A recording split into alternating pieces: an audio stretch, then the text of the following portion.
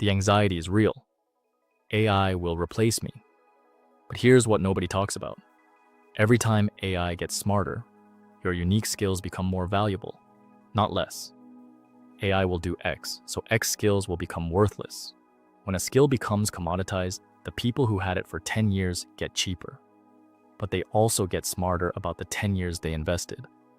Think about photography. When smartphones killed professional photography, did professional photographers disappear? No, they evolved. They got better at the art part, the client part, the storytelling part, the part AI can't touch. The photographers who died, the ones who thought their value was, I can take a photo. It never was. Their value was always, I can tell a story with light. Same thing's happening now. The jobs that die are the ones where you thought your value was, I can do X task. In an AI world, 4 skills become scarce. Number 1, judgment. When AI can do 95% of the work, you know what becomes invaluable? The person who can make the 5% judgment call.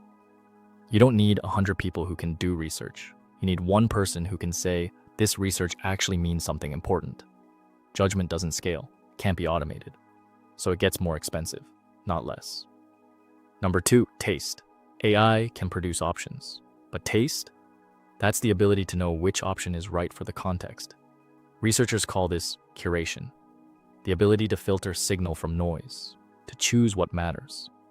AI can generate 100 headlines. You know which one will work. That's taste. And taste can't be outsourced. Number 3, articulation. AI can do what you ask, but only if you ask clearly. Articulation is the ability to communicate exactly what you want.